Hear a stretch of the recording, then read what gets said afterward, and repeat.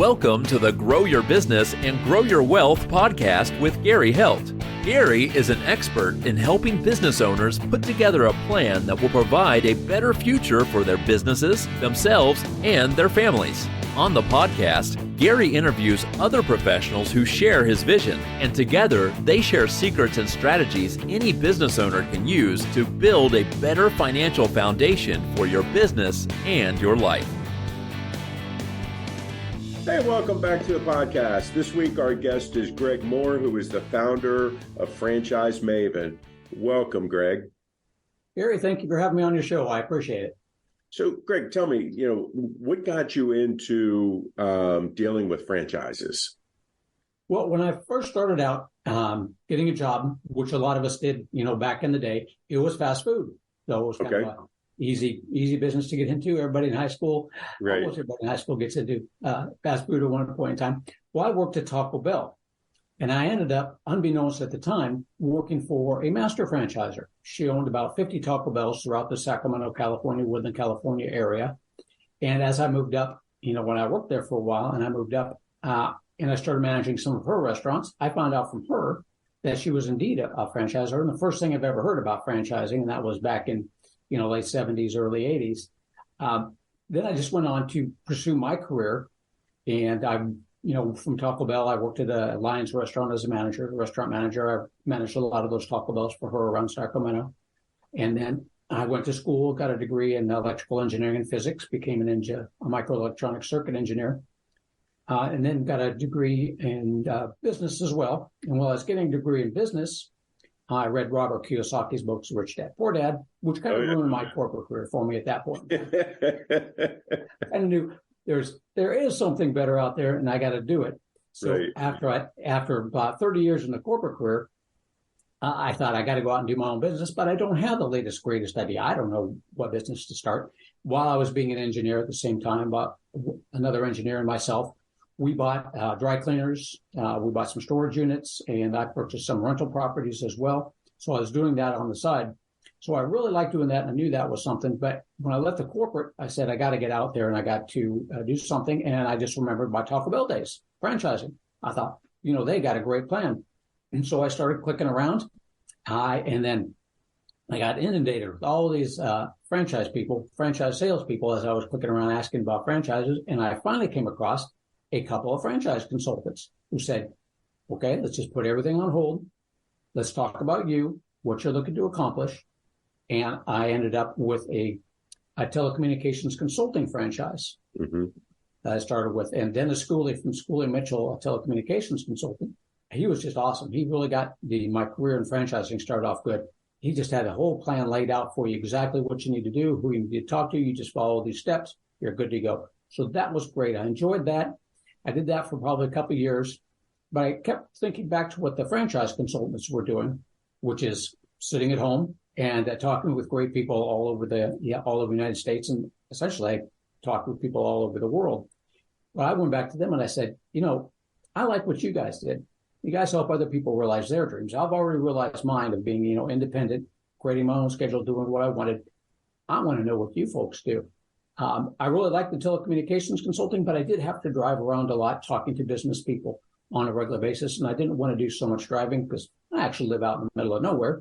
And driving and I was in Texas at the time, and I had to drive to Austin, Texas, which was about an hour away from where I live. So I had an hour drive to get there. And then I talked to people and I said, I want to do something from home. Well, what do you guys do? And the guy that got me into the telecommunications consulting franchise taught me what he did. And that was about 10 years ago, and I haven't looked back since. And I just helped all sorts of other wonderful people help them realize their dream, whatever that dream may be. That's awesome. So, Greg, in going through and doing this, so, you're helping people basically, you're talking to them, you're helping them figure out kind of what type of franchise they should get into based on their past experiences. That's correct, Gary. So what we do is when you and I will sit down, what we'll do is we'll go over where have you been, where are you at now, and where do you want to be. So when we're looking at where have you been, we're looking at your past experiences, what you're good at, what you enjoy doing, and then we look at where are you at now. Are you working full-time? You don't want to leave your job? You want to leave your job? whichever it is. So that would be, you want to work a franchise full-time? Do you want to do it semi-passively, absentee?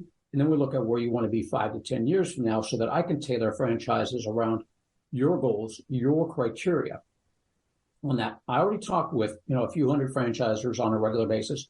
So I know who they're looking for and what kind of experience they're looking for in a successful franchisee. So I've got that part down. Now I just need to know from you, Gary, what is it that you're looking to accomplish? What do you bring to the table and what are you looking to accomplish? And then I do that matchup between the two of them. Okay. And I'm assuming when you're doing this matchup and you're doing this consulting, you're also helping them make sure that their financials are in the right order to be able to present to the franchisor. That's correct, Gary. One of the things that the franchisors provide to me and that I provide to my people is a certain net worth. So there's certain criteria that the franchisors have, not only your experience and what you bring to the table, but also what is your net worth. So that's one of the questions I ask people is what's your net worth? What the franchisors are basically looking for there is that to make certain that you don't run out of money. Right.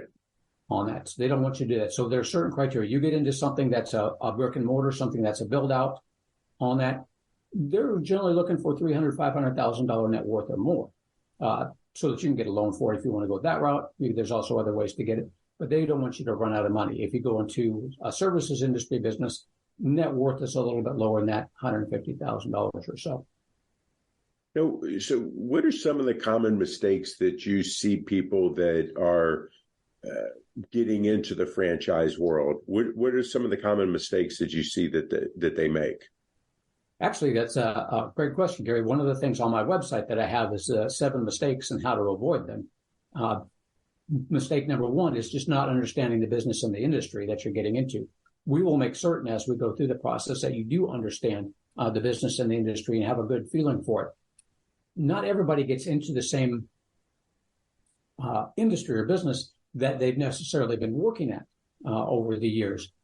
You can get into something that you don't know anything about as long as it's something that you would enjoy and you feel good about. So we make certain that you, as we go through the process of investigating these franchises, is getting to know the business and the industry. The other mistakes are, not having enough capital, just like we discussed just a minute ago. Right. Is making certain that you have the capital for it. And as you go through my questionnaire that I have you fill out, I'll be getting to know your net worth. So the only franchises I bring back to you will be ones where you the investment level is where you are at. Another one is when you're looking at things that are in fashion, something like that, don't let what's in fashion really cloud your judgment. Just because it's popular today does not necessarily mean it's going to be popular tomorrow. Right. It might not be the great thing on that. Don't expect to be rich in a year or two. I mean, you're not going to be necessarily a millionaire in a year or two. In a year or two when you go through this. So don't expect that. These things do take time. It is a business that you'll be building up, or you'll be having somebody do it for you if you do it semi-passively. Funding is also an option. Don't dismiss funding necessarily on that one. Some people don't like going into debt, so there's things that you can do where you don't go into debt. A 401k rollover on that, IRA rollover plan, self-directed. That's one way. That's what I did to start my business, and you don't go into debt that way. However, a lot of my investors really like using other people's money, as long as the investment services the debt. They just want to use other people's money. So take a look at that. Take a look at the options that you have in there. We'll go over that. I have people I can send you to for funding franchises. As we go through the process, and as you go through the process, whoever's looking at franchises, always speak to existing franchisees. That's a big mistake. If you don't speak to existing franchisees, that's a huge mistake. You're going to be getting to know the business in more detail as you talk to the franchisees. I've got a whole list of questions for you for the franchisors and the franchisees on that. You'll have a lot of your own, but not only are they good people to get that information, detailed information about the franchise operations on a regular basis, but you're going to make friends with them. The franchisor is going to help you grow. All these people that you talk to, the franchisees, that are now your friends, they're going to help you get that business up and running and get growing. Most of the time, I'd say probably 95% of the franchises have specific territories that no other franchisee can come into that territory, which means that you're not competing with anybody. You're all a team player working together to build that business. And last but not least, mistake number 7 is not making use of free experts. There's lots of experts out there that will help you out with that. I will send you over to some free experts. I will send you over to some not some free experts on that. But a free expert, for instance, would be like the SCORE chapter, SCO, or the local SCORE chapter that you have in your area. Contact those. Those are all business people that have been in business for a long time. They're doing it for free. They'll give you lots of good advice, great people to talk to. I have CPAs that you can talk to. Free to talk to them usually to begin with. They'll charge you once you get involved with them. Right. Franchise attorney, not free, but I always have a franchise attorney look over all your documents as you do that. And then my funding people will give you lots of free advice up front. If you want to go with them, you can. If not, you don't. All good people. So, what of the people that you've set up to do franchises and stuff like that? How many? What's your? I'm going to say your success. Or I should say their success in the franchise. I'm sorry, say that again. So the people that you've consulted, that you have put in franchises and they become franchise owners, what is the success rate? So far, it's about 99.9%, as far as I know. Quite often, we lose track of each other. I try and keep in touch with them to see how they're doing, but they get so busy with their franchise that they don't necessarily keep in contact with me. I've only had, I think out of the 200, I think I've had 2 people that weren't quite as successful on that. It wasn't going quite as planned. So we worked with them to get their business sold so they could sell it off. So, however, that's a good question though, Gary. Sorry, I won't. Go ahead. The thing that you want to be looking at there as far as success rate is the success rate when you're looking into it of the franchise itself. Correct. In the franchise disclosure documents, you will see in there, I think it's item number 20 or something like that. Yeah, item number 20. It's going to give you a list of franchisees that have started the business and are still running it, and a list of franchisees who have started the business and are no longer running it on that. So, they don't give a success rate, but it's easy to do the numbers on that one. And we look for 85, 90% for better success rate for the franchisers. So that's something to look into yourself when you're looking at franchises. Right. No, so when somebody becomes a franchisee, what are some of the, yes, we've talked about the funding and things like that. And I mean, all businesses that, fail in the first 5 years, typically it's 80% of them, it's because they are undercapitalized. So say they have the proper capital and all that kind of stuff. What are the mistakes that they're making inside the franchise that makes them not successful? That brings a good, I got a good example of that one, Gary. There's this lady that was in the Las Vegas area, and she was a vice president in the gaming industry. And she got into a tutoring franchise. And franchises are really good. So I don't think you're stuck with just doing, whatever they say on paper like that. They're not, they'll let you go out there and do things different on your own. They've got a proven method. Run that proven method, your chances of success are that much greater. That's why you get into a franchise. She was in a hotel gaming industry, and she had a good idea. She said, you guys aren't hitting up any of the hotels and motels, that, people come over. Why don't I hit some of those up and I start doing my business that way? And they said, go for it. If you think that's a good idea, we'll allow you to do things the way you want to. She tried it. It did not work. She found out. So she got off to a little bit of a rough start there on that one. What she ended up doing was just going back to the method that the franchisor told her to do and run it that way. So that's one of the things when people struggle right away is trying to deviate a little bit before you really get to know the business itself. So run the business the way they want you to do to begin with before you start doing any deviating on that. Right. Now, most people, everybody that I've talked to, their business is unique and their market is unique and it's different than everybody else.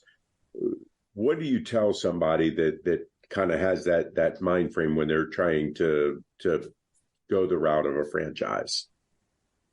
If that's one of your concerns, if that's one of your fears, then what you want to look at is a franchise that has 100 or more franchises.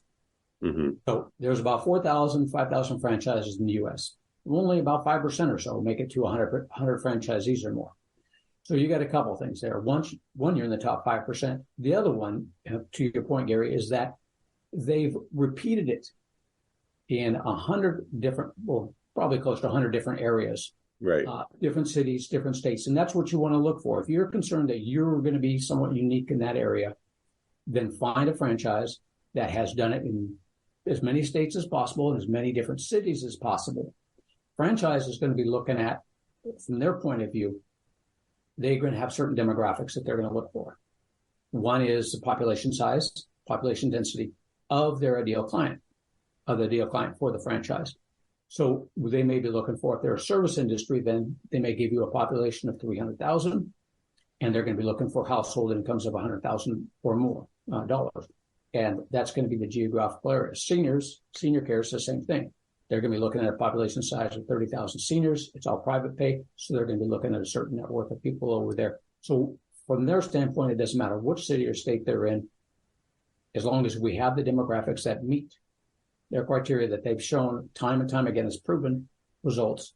That's what you're looking for. But again, direct answer to that, look for franchises that have repeated themselves over many different cities, many different states. That way you know that they can do it almost anywhere. Right. Now, most franchises have a playbook, correct? Correct. Now, in that playbook, I mean, does it truly cover everything from financial to product to sales to marketing, to follow-up, et cetera? It should. And for the most part, it does. So that's one thing you want to be looking for in the franchise system when you're going through that. You never want to be wondering what to do next. So that's another one of the reasons why you talk to the franchisees. The franchisor is going to outline that playbook. This is what you're going to do to get started. If you have a brick and mortar, this is your grand opening. If you have a service industry, this is how you get started in getting people into your area. You want to verify that with the franchisees. Another reason why you talk to the franchisees. When you got started, was everything that the franchisor told you true, basically? Did they have that step-by-step action? How did that work out for you? But the franchisors are going to have that outlined. They're going to have their total investment outlined in item number 7 of the franchise disclosure documents. They're going to go through there, and it's going to be exactly who you pay to who and when, so you know what that is. And then as they go through, and you're going to be meeting with that franchisor on a regular basis, an hour or so a week, depending how fast or slow you want to go. They're going to show you and tell you about how they're going to train you, what are the steps to becoming successful. And again, you verify all that information with the franchisees. But yes, they have everything outlined in there step by step. And some are going to be more in depth than others. Right. So there are going to be certain things that you're going to look for. If you're a service industry, do they have a call center? Are you going to be fielding the calls when they drive people to you? Or do they have a call center that will do that? What's the call center going to do? Are they going to schedule appointments? Are they going to give a quote online? So these are the things that you need to look for and think about as you're going through and investigating the franchise. Everybody seems to be having issues with hiring and getting employees and things like that. Is that something typically that the franchisor gives you support with? Depending on the franchise system, yes, they will. There'll be different ones to do it. So if you get into something like a restaurant franchise, a lot of the hiring stuff is going to be up to you. You're going to do that because so we have like simple retail, and then we have sophisticated retail on that. If you go into a brick and mortar, more sophisticated retail, they're going to help you a little bit more because you're getting people that have or that require some sort of certification on that.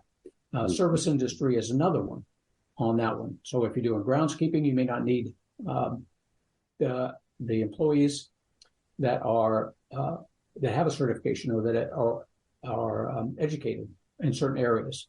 If you go into electrical services or plumbing, now you're getting into people that are more specialized. Mm-hmm. So once you get into people that are more specialized, you're going to need that help from the franchisor on that. And yes, quite a few of them will show you how to do that. Specifically, if you go into the electrical work or if you go into something like a plumbing franchisor, you're going to need the master plumber, depending on what state you're in. You're going to need that master electrician. Where do you find them? You have no clue. You've never done that before. Right. So that's what you're looking for in a great franchise system. And they will, the great ones, will show you where to find them, how to vet them out. Senior care is a great example on that one as well.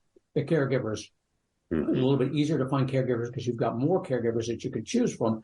How do you figure out, though, which are the best caregivers? And that's where the franchisor comes in. They have a system in place that'll help you vet out the good from the bad so you only get the best. So reality is if you've never run a business before, getting into a franchise could be pretty good for you because it's going to kind of give you the bumpers, on the side to kind of keep you in line, just like, kind of when you were a kid bowling, you had the bumpers in the lanes, trying to kind of keep you going there. So, I mean, I guess going back, so you do the consulting, you help me find a franchise that's good for me, or that you think may be the best for me. How do you get compensated in all of this? So great question, Gary. The franchisors pay me a referral fee, so there's never any charge to my clients. I just bring together buyers and sellers, and if you decide to invest in one of the 5 to 10 different franchises I introduce you to, or more sometimes, the franchisor then pays me a referral fee after you pay that franchise fee. Okay. So really, anybody who's listening to this has got to understand that it's like, okay, you're out here and you're going to help match up kind of two people, you're going to be the matchmaker.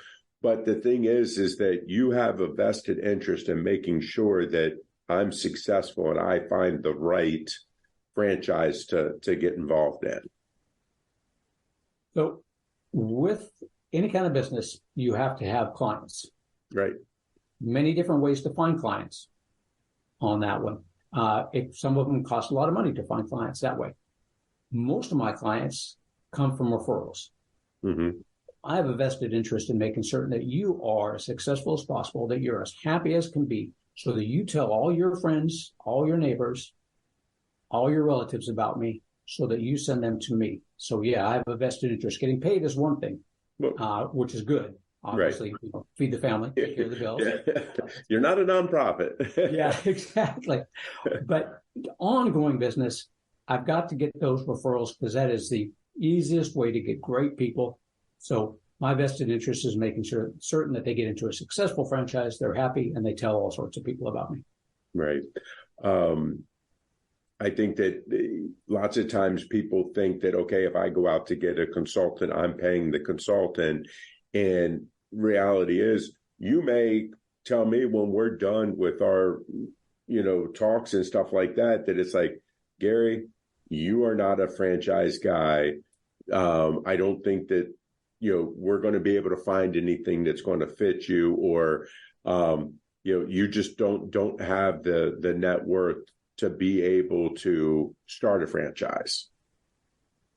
I've done that a couple of times on that. Yeah. I had a gentleman call me just the other day. He said, I'm 23 years old. I just got into this job. I really don't want a job. This is what I've got. And I said, well, right now you don't have anything on that. Right. So I sent him a lot of information about franchising. I sent him over to one of my funding people. So he needed to work on his credit score. Mm-hmm. And then he needed to work on saving up enough money to get a down payment for that franchise itself. If you're just starting out, if you're in your early 20s and you don't have a lot, the best thing to get started with is a service industry franchise where you're doing it yourself, or you just have a few employees. For right. That one, you can get probably an SBA Express loan, and all you're going to need is about a 700 credit score and about $20,000 down on that one. And we can find you franchises that'll get into that. So that's easy enough to do. It's just for some people that are younger, they haven't had enough money saved up yet, right. Or the credit score. It might take a little while. I had another gentleman that just wanted a cheap franchise. He didn't want to spend a lot of money, and he just wanted to buy cheap franchises. Well, some of the cheap franchises, the real ones that are like, $5,000, $10,000, they generally don't get into those sort of things. I tell them that's not really something that I can help you with on that. And going in and looking at franchises, just because you and I get together, doesn't necessarily mean that you're going to get into a franchise, or that I'm going to tell you that franchise is not for you. Because for most people, 35 on up, 45, 50 years old, they've got the experience. They've done it before. They've ran businesses within businesses. But along the way, what we're going to do is we're investigating these franchises, and we're going to figure out, is franchising right for you to begin with? Right. So don't think, when you don't think, get on the phone and say, well, I don't want to waste your time. Well, don't worry about that. Because actually, if I take 4 people through the investigation process, probably one of them is going to buy a franchise or invest in a franchise. Right. The other 3 are going to realize that for whatever reason, right now, this is just not for me. Right. And that's what we do together. We figure that out. Is franchising right for you to begin with? And if it is, okay, then which franchise is right for you? Yeah, and that's my point that I'm trying to make is that dealing with you or a consultant like you is, I'm going to say, is a great first step, because then you get to make sure you go through the process, and you've done this enough times that you're going to be able to also tell them, hey, this particular franchise, here's some pitfalls to it, and knowing that it's like, okay, well, this is a new franchise. They don't have a big track record yet. So, yes, they do have the franchise, but they're going to be cutting their teeth on you also.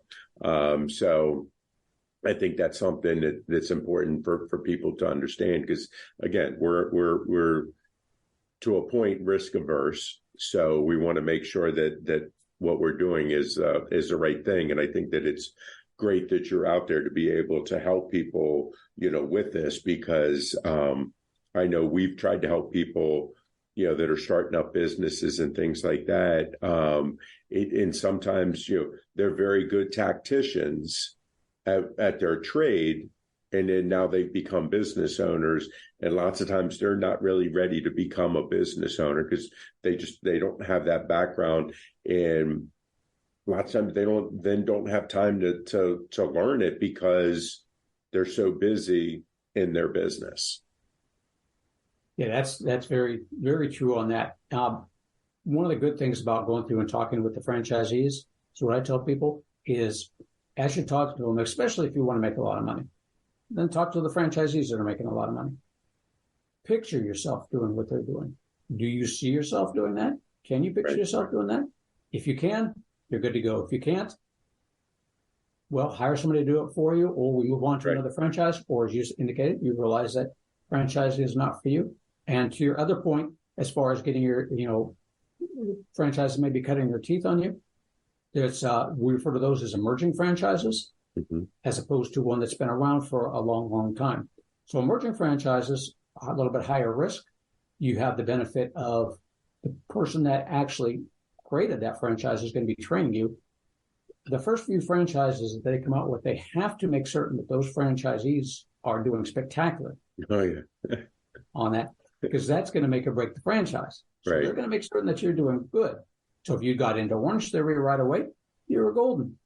But how many emerging franchises make it? How many emerging franchises don't make it? So it's as you indicated there, Gary, it's a little bit of a risk. So there's kind of a trade-off between the two, how risk averse you are. Right. So, Greg, what have I not asked you that you wish I had? So franchises, how much do you have to invest time-wise? How much do you have to invest money-wise? So you got 2 different types of franchises on there. We kind of alluded to them as we're talking. You have the brick and mortar franchises. You have the service industry franchises.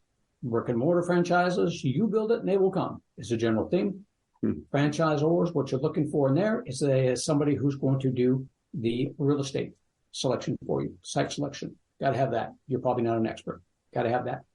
Lease negotiation. You got to have that done on there as well. You're probably not good at that, so make certain you see those. You're looking at probably at the very least $250,000, $300,000 total investment on that. On up, franchisors are usually looking for $300,000 to $500,000 net worth. Services industry.